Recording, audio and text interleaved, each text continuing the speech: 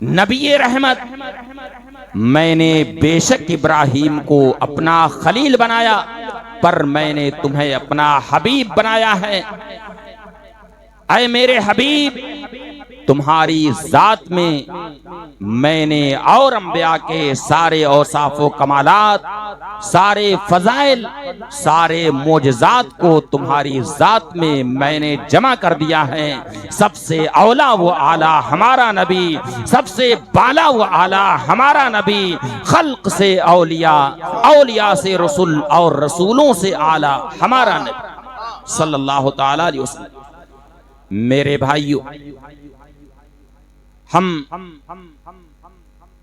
جشن آمد رسول منا رہے ہیں۔ نبی کریم صلی اللہ تعالی علیہ وسلم کی آمد کا ہم جشن منا رہے ہیں۔ محبت رسول کا تقاضا یہ ہے کہ نبی کریم صلی اللہ تعالی علیہ وسلم کی سیرت طیبہ کو بھی ہم اپنے سینے سے لگیں۔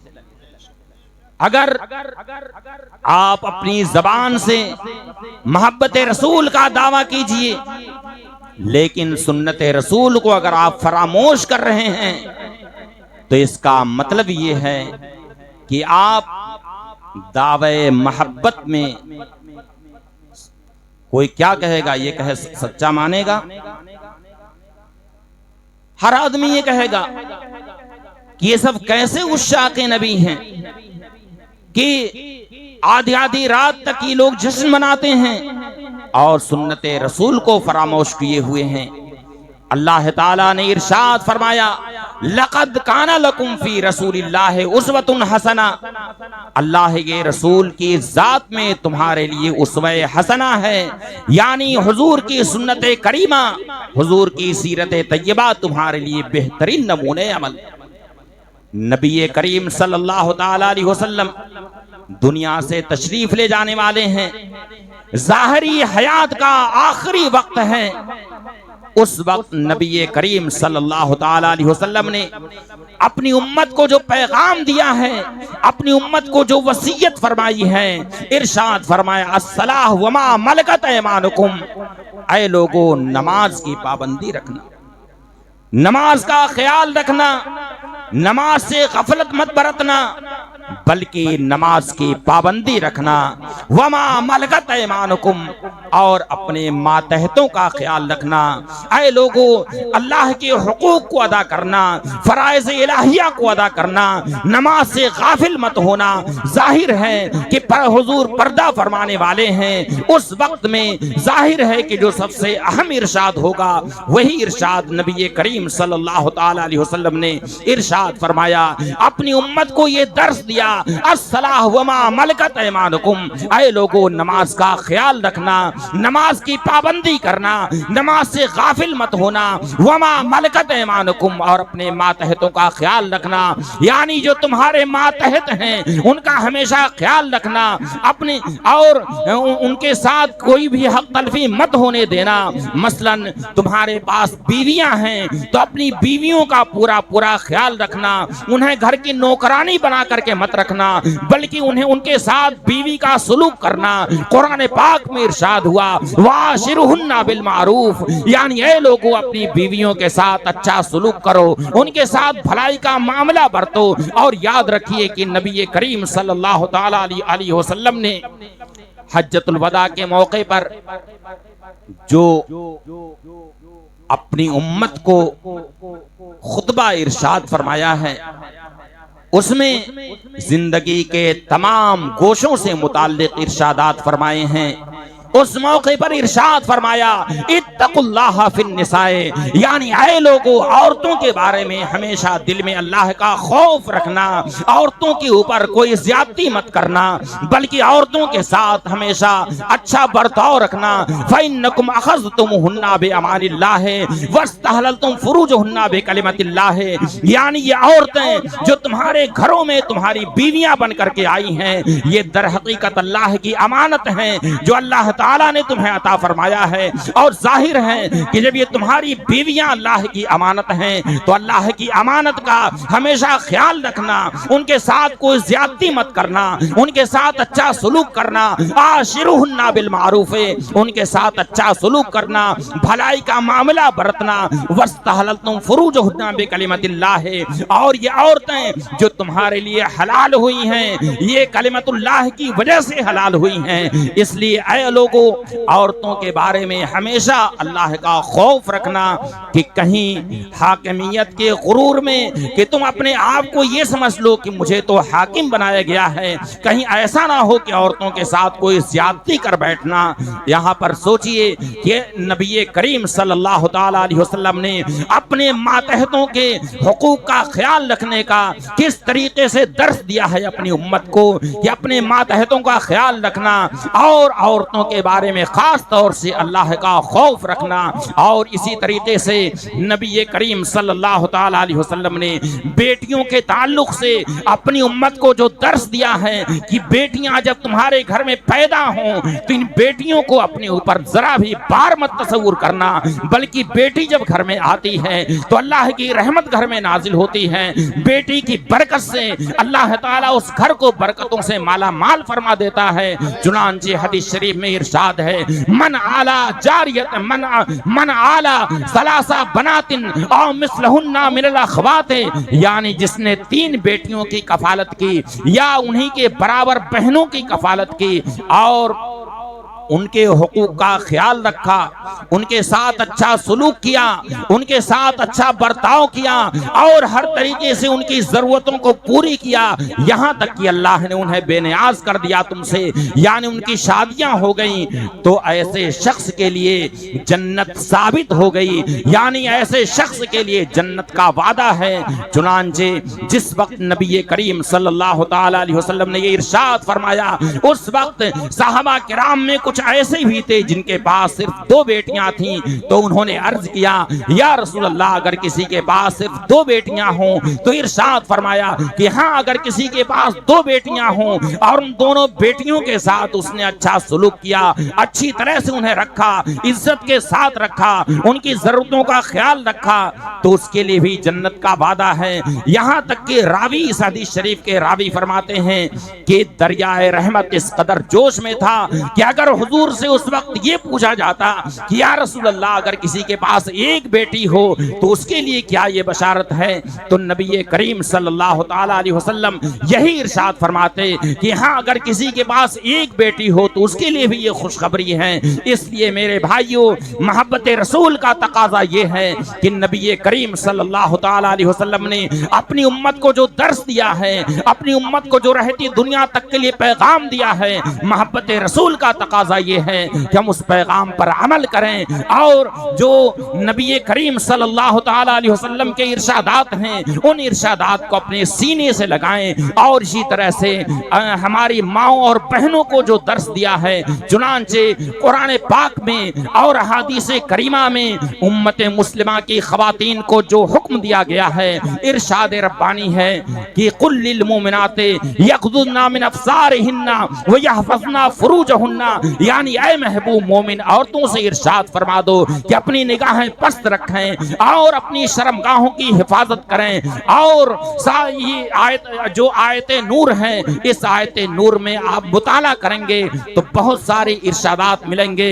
ارشاد اسی میں یہ بھی ارشاد ہے کہ اے حبیب مومن عورتوں سے یہ ارشاد فرما دو کہ اپنے سینے پر اپنے دوپٹے ڈال لیں، چادریں ڈال لیں، تاکہ ان کی طرف کوئی بدنگاہی کا شکار نہ ہو اور ان کا نشو و فراز کسی کے سامنے نمایاں نہ ہو، یعنی وہ چلیں تو پورے پردے کے ساتھ چلیں۔ اور یہ بھی ارشاد ربانی ہے وَلْيَضْرِبْنَ بِخُمُرِهِنَّ عَلَى جُيُوبِهِنَّ، یعنی اے محبوب مومن عورتوں سے ارشاد فرما دو کہ اپنے دوپٹے اپنی چادریں اپنے سینوں پر اپنے گریبان پر ڈال لیں تاکہ ان کے جسم کا کوئی نشو و فراز نظر نہ آئے۔ اور یہ بھی ارشاد فرما دو کہ جب وہ روئے زمین پر چلیں تو اپنے قدم آہستہ رکھیں، کہ ان کے پائل کی جھنکار کسی اجنبی کے کان میں نہ چلی جائے کہ خواہ اس اجنبی کی نگاہ اس کی طرف اٹھے۔ اس لیے مومن عورتوں کو جو درس دیا گیا ہے، مومن عورتوں کو بھی یہ لازم ہے کہ اس درس پر عمل کریں، اسی کے مطابق اپنی زندگی گزاریں۔ نبی کریم صلی اللہ تعالی علیہ وسلم نے جا بجا حدیث کریمہ میں مومن عورتوں کو پردے کا درس دیا ہے، اور ساتھ ہی ساتھ سب کے لیے یہ حکم دیا ہے، یعنی مرد ہوں یا عورت، سب کو یہ حکم ہے کہ سنت رسول صلی اللہ تعالی علیہ وسلم، اللہ تعالیٰ کے ارشادات اور ارشادات رسول صلی اللہ تعالی علیہ وسلم کی روشنی میں زندگی گزاریں۔ اسی میں دنیا کی بھی بھلائی ہے اور آخرت کی بھی بھلائی ہے۔ اب میں انہی جملوں پر اپنی گفتگو مکمل کرتا ہوں۔ میں نے جو کچھ بیان کیا، اس میں جو حق و ثواب ہے وہ اللہ رب العزت کی طرف سے ہیں، اللہ تعالیٰ اسے قبول فرمائے، اور بیان کرنے میں تعبیری تشریحی یا کوئی بھی خطا ہوئی ہو مجھ سے ہے، میں اس سے توبہ استغفار کرتا ہوں۔ استغفر اللہ ربی من کل ذنب واتوب الیہ۔ دعا ہے اللہ تعالی ہم سب کو سنت رسول صلی اللہ تعالی علیہ وسلم کے مطابق زندگی گزارنے کی توفیق عطا فرمائے۔ وآخر دعوانا ان الحمدللہ رب العالمین۔ السلام علیکم ورحمۃ اللہ تعالی وبرکاتہ۔ اس کا مطلب یہ ہوا کہ جن کی آمد کا ہم یہ جشن منا رہے ہیں، یعنی نبی رحمت صلی اللہ تعالی علیہ وسلم، یہ سارے انبیاء کے نبی، سارے نبیوں کے نبی ہیں، کیونکہ انبیاء کرام کو یہ ارشاد ہو رہا ہے، انبیاء کرام کو یہ تاکیدی حکم ہو رہا ہے کہ اے انبیاء کی جماعت، جب میرا حبیب تمہارے پاس تشریف لے آئے تو میرے حبیب پر ضرور ایمان لانا، اور ضرور میرے عظمت والے رسول کی مدد کرنا۔ معلوم ہوا کہ ہم جن کی آمد کا جشن منا رہے ہیں، نبی رحمت صلی اللہ تعالی علیہ وسلم، سارے نبیوں کے نبی۔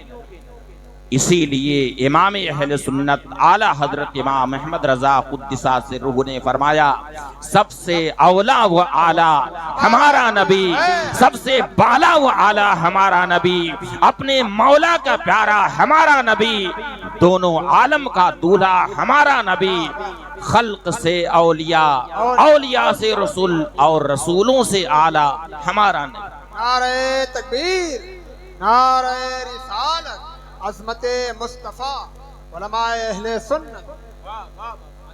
اب میں آپ حضرات سے یہ پوچھنا چاہتا ہوں کہ انبیاء کرام یہ معصوم ہوتے، ان سے گناہ کا صادر ہونا یہ ممکن نہیں۔ انبیاء کرام معصوم ہوتے، اللہ تعالیٰ نے انہیں اتنا تاکیدی حکم دیا کہ اے انبیاء کی جماعت، میرے اس عظمت والے رسول پر ضرور ایمان لانا۔ کیا اتنے تاکیدی حکم کے بعد، اس تاکیدی ارشاد کے بعد، یہ ممکن تھا کہ انبیاء کرام اللہ تعالیٰ کے اس حکم کی خلاف ورزی کریں؟ ہے یہ ممکن؟ ہرگز ممکن نہیں ہے۔ مگر اسی پر بس نہیں، بلکہ انبیاء کرام سے اللہ تعالیٰ نے اس عہد کا اقرار بھی کروایا۔ چنانچہ ارشاد ربانی ہے، قال اقررتم، اللہ تعالیٰ نے فرمایا اے انبیاء کی جماعت، یہ جو میں نے تم سے عہد لیا کہ جب میرا عظمت والا رسول تشریف لے آئے تو ضرور اس عظمت والے رسول پر ایمان لانا، اس عہد کا کیا تم لوگوں نے اقرار بھی کیا؟ صرف حکم ہی نہیں دیا، بلکہ حکم دینے کے ساتھ ساتھ انبیاء کرام سے اس کا اقرار بھی کروایا۔ ارشاد فرمایا، قال اقررتم، اے انبیاء کی جماعت، کیا تم لوگوں نے اس عہد کا اقرار کیا؟ وَأَخَذْتُمْ عَلَى ذَلِكُمْ إِسْرِي، اور اس پر کیا تم لوگوں نے میرا بھاری ذمہ لیا؟ انبیاء کرام نے بارگاہ رب العزت میں عرض کیا، قالوا اقررنا، یعنی انبیاء کرام نے اللہ کی بارگاہ میں عرض کیا کہ ہاں اے پروردگار، ہم نے اس عہد کا اقرار بھی کیا۔ سوچئے کہ انبیاء کرام کو حکم بھی دیا اور ساتھ ہی ساتھ اپنے محبوب صلی اللہ تعالی علیہ وسلم پر ایمان لانے اور ان کی مدد کرنے کا اقرار بھی کروایا۔ کیا اس اقرار کے بعد انبیاء کرام کا اس حکم سے، اس اقرار سے مکر جانا، اس اقرار سے پھر جانا ممکن ہے؟ ہرگز ممکن نہیں۔ لیکن اسی پر بس نہیں، بلکہ یہ بھی ارشاد فرمایا قالا فاشہدوا، یعنی اللہ تعالیٰ نے پھر سارے انبیاء کرام سے ارشاد فرمایا کہ اے انبیاء کی جماعت فاشہدوا، یعنی یہ جو تم نے عہد کیا، یہ جو وعدہ کیا اور اس وعدے کا جو تم نے اقرار کیا ہے، اس اقرار پر تم لوگ گواہ بھی ہو جاؤ۔ کتنی تاکید! پہلے تو تاکیدی ارشاد فرمایا کہ ضرور ضرور ایمان لانا اور ان کی مدد بھی کرنا، پھر انبیاء کرام سے اقرار بھی لیا، اور اقرار لینے کے بعد اللہ تعالیٰ نے سارے انبیاء کرام سے ارشاد فرمایا قالا فاشہدوا، اللہ تعالیٰ نے فرمایا کہ اے انبیاء کی جماعت، جو تم سے عہد لیا گیا، جو تم سے وعدہ لیا گیا، اس پر تم لوگ گواہ ہو جاؤ۔ اور ایسا نہیں کہ اسی پر بس فرمایا، بلکہ یہ بھی ارشاد فرمایا وَأَنَا مَعَكُمْ مِنَ الشَّاهِدِينَ، اے انبیاء کی جماعت، میں تمہارے ساتھ گواہوں میں سے ہوں، یعنی میں بھی تمہارے ساتھ اس پر گواہ ہوں۔ سوچئے کہ کس قدر تاکیدات اس آیت کریمہ میں۔ اب اس کے بعد اسی پر بس نہیں فرمایا، بلکہ یہ بھی ارشاد فرمایا فَمَن تَوَلَّى بَعْدَ ذَلِكَ فَأُولَئِكَ هُمُ الْفَاسِقُونَ، یعنی اے انبیاء کی جماعت، اس عہد کے بعد، یعنی اس عہد کا جو تم نے اقرار کیا ہے، اس اقرار کے بعد جو اپنے اقرار سے پھرے گا تو وہی لوگ فاسق ہیں۔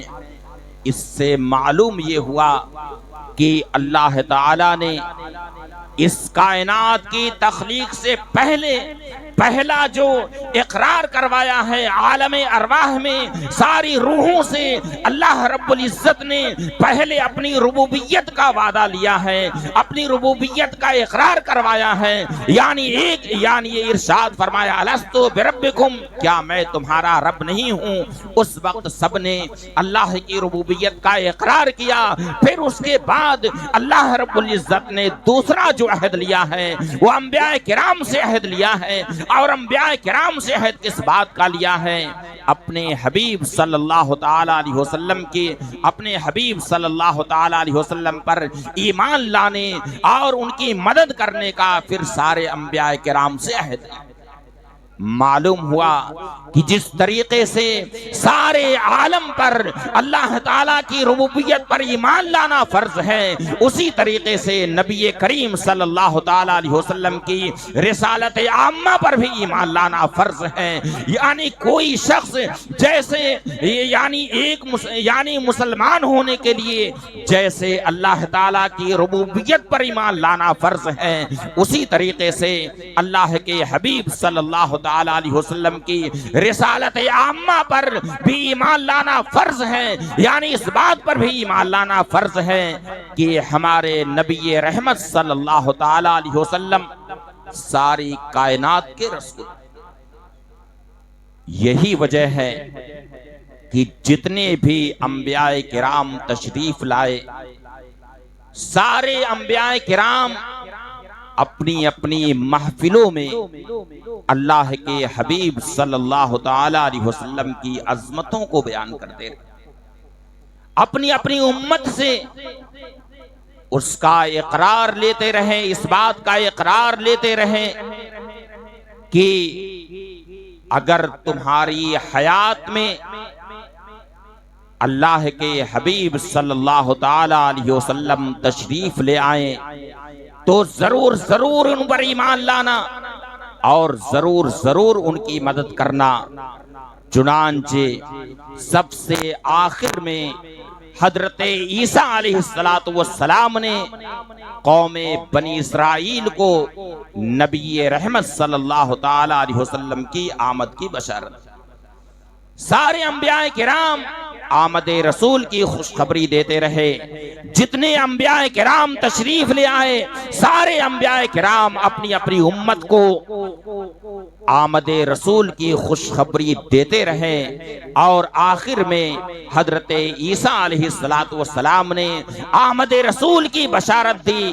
چنانچہ قرآن پاک میں ارشاد ہوا وَإِذْ قَالَ عِيسَى ابْنُ مَرْيَمَ يَا بَنِي إِسْرَائِيلَ إِنِّي رَسُولُ اللَّهِ إِلَيْكُمْ، یعنی یاد کرو جبکہ عیسیٰ ابن مریم نے قوم بنی اسرائیل سے کہا کہ بنی اسرائیل میں تمہاری طرف اللہ کا رسول ہوں، مصدقا لما بین یدی من التورات، میں اس توریت کی تصدیق کرتا ہوں جو توریت مجھ سے پہلے نازل ہوئی، ومبشرا برسول یاتی من بعدہ اسمہ احمد، اور میں تمہیں اس رسول کی آمد کی خوشخبری دیتا ہوں، اس آمد رسول کی خوشخبری دیتا ہوں جو میرے بعد تشریف لے آئیں گے، اور ان کا نام نامی آسمان کی بلندیوں میں احمد ہوگا، اور فرش زمین پر ان کا نام نامی محمد ہوگا۔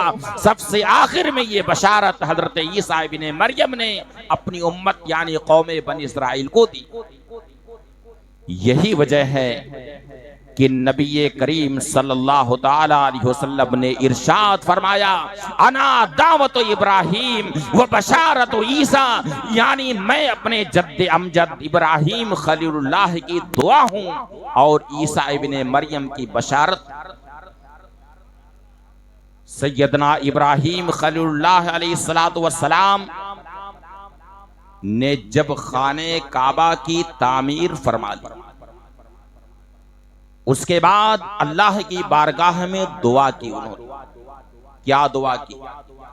ربنا تقبل منا انکا انت السمیع العلیم، اے ہمارے رب ہم نے جو تیرے گھر کی تعمیر کی ہے، خانہ کعبہ کی جو تعمیر کی ہے، اے ہمارے رب اسے ہماری طرف سے قبول فرما، یقیناً تو ہی سنتا جانتا ہے۔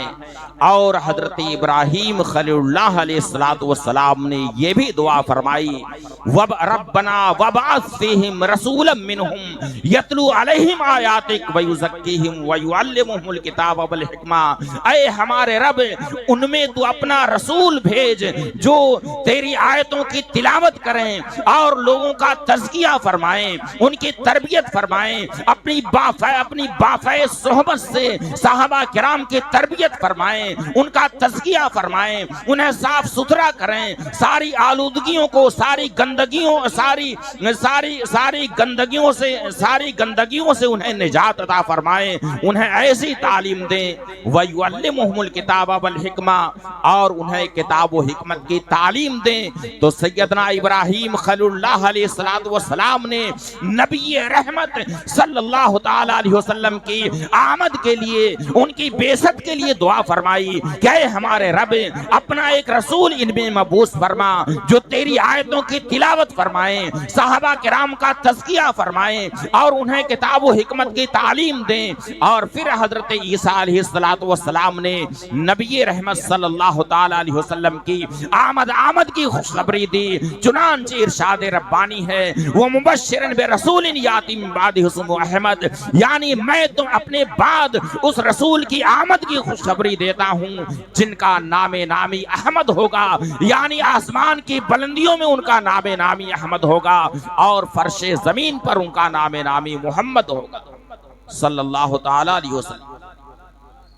تو ہمارے نبی صلی اللہ تعالی علیہ وسلم کا نام نامی آسمان کی بلندیوں میں کیا ہے؟ کیا ہے؟ ہاتھ اٹھا کے بتائیے کیا ہے؟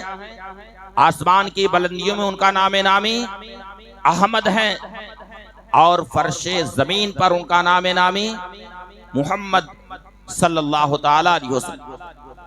چنانچہ امام قسطلانی رحمت اللہ تعالی علیہ نے المواہب اللدنیہ کی جلد اول میں یہ روایت ذکر فرمائی کہ اللہ تعالی نے جب حضرت آدم علیہ السلام کو اپنی قدرت کاملہ سے پیدا فرمایا اور ان میں روح ڈالی تو اللہ تعالی نے حضرت آدم علیہ السلام کی کنیت ابو محمد رکھی.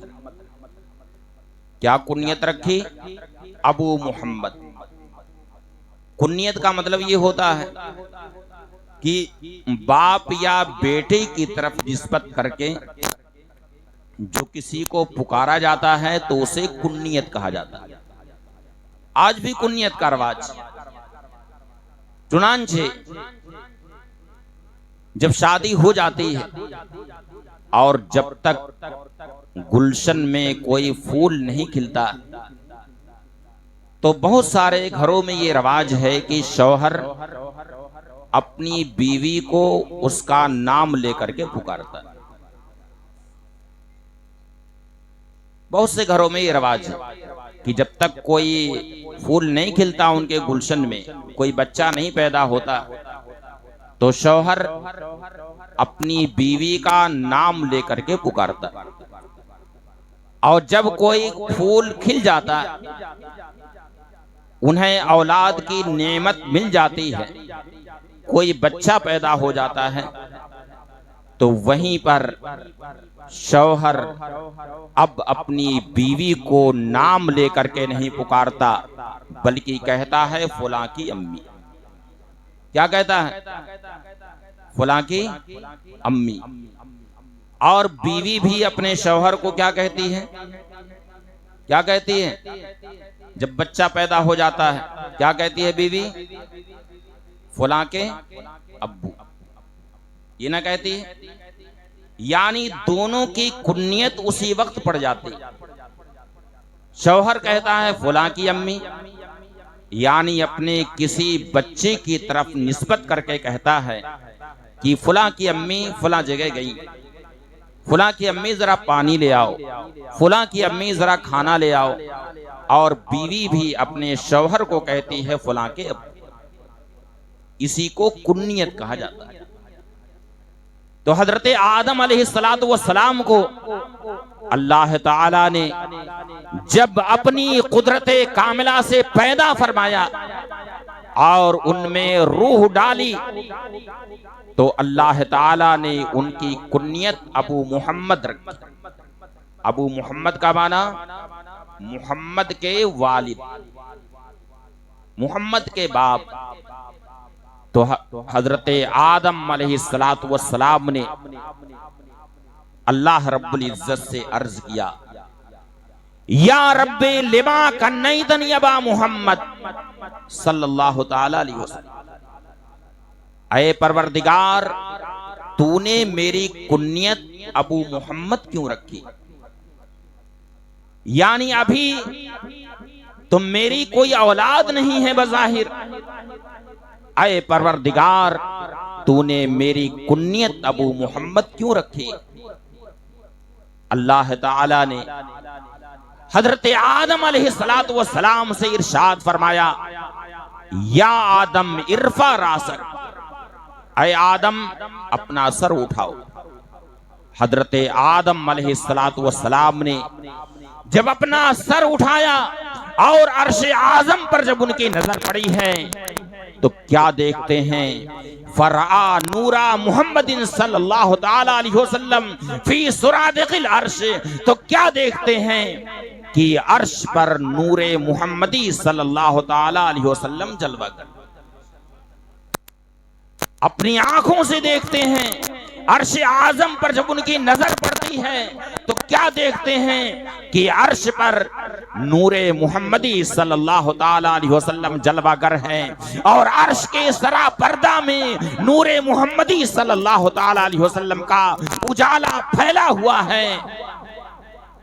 تو حضرت آدم علیہ السلام نے اللہ رب العزت سے عرض کیا کہ ما ھذا نور یا رب، اے پروردگار یہ عرش اعظم پر کیسا نور ہے جو جگمگا رہا ہے، یہ کیسا نور ہے جو عرش اعظم پر جلوہ گر ہے۔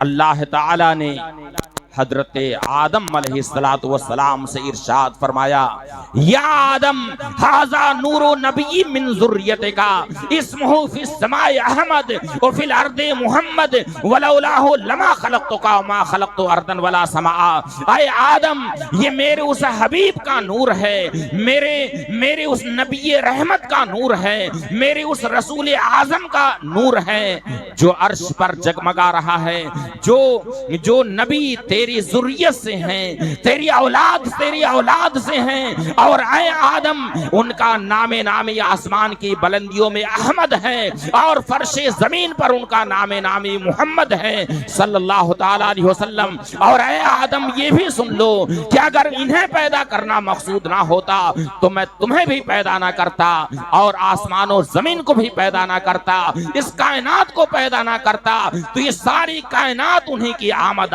کا صدقہ ہے۔ یا رسول اللہ، زمین و زمان تمہارے لیے، مکین و مکان تمہارے لیے، چنین و چنات تمہارے لیے، بنے دو جہاں تمہارے لیے، دہن میں زبان تمہارے لیے، بدن میں ہے جان تمہارے لیے، ہم آئے یہاں تمہارے لیے، اٹھے بھی وہاں تمہارے لیے۔ نعرے تکبیر، نعرے رسالت، مسلک اعلی حضرت مختار دو عالم کانفرنس، علماء اہل سنت، نعرے تکبیر، نعرے رسالت۔ سبحان اللہ، سبحان اللہ۔